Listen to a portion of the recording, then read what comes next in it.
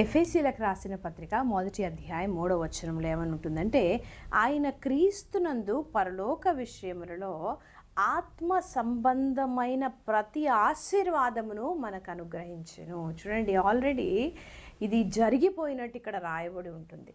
ఏ విధంగా అంటే, ప్రతి ఆశీర్వాదమును క్రీస్తులో మనకు దేవుడు పరలోక సంబంధమైనటువంటివి అనుగ్రహించెను. చూడండి, పరలోక సంబంధమైనదంటే ఏంటి అంటే ఆరోగ్యము, ఆశీర్వాదము, సమాధానము, గొప్పదైన అద్భుతాలు, గొప్పదైనటువంటి సమృద్ధి కలిగిన జీవం.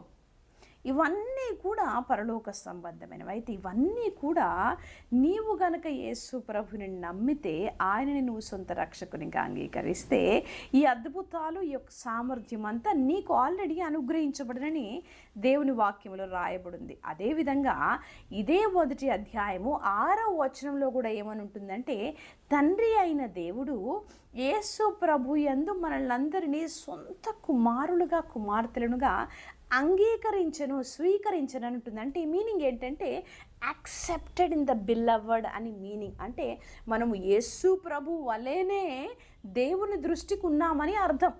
మరి ఇంకొక మాట, యాక్సెప్టెడ్ అనే దానికి ఇంకొక ట్రాన్స్లేషన్లో ఏముంటుందంటే హైలీ ఫేవర్డ్ అని ఉంటుందండి. హైలీ ఫేవర్డ్ అంటే యాజ్ ఇఫ్ ఈరోజు మనం ప్రార్థిస్తూ ఉంటే తండ్రి దేవుడు మన ప్రార్థనని ఏ విధంగా చూస్తున్నాడంటే యేసు ప్రభు ప్రార్థిస్తున్నట్టుగానే చూస్తూ ఉన్నాడు. అయితే నువ్వు తెలుసుకొనవలసిన సత్యం ఏంటంటే, యేసు క్రీస్తు యొక్క మనవి ఎన్నడూ కూడా రిజెక్ట్ చేయబడలేదు.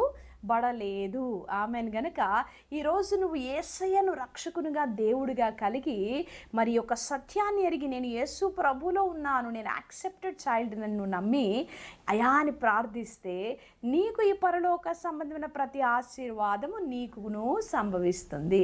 అంటే నీకు కూడా కలుగుతుంది. ఆమెన్. ఈ ఆశీర్వాదములు మీ అందరికీ కలుగునుగాక. ఆమెన్.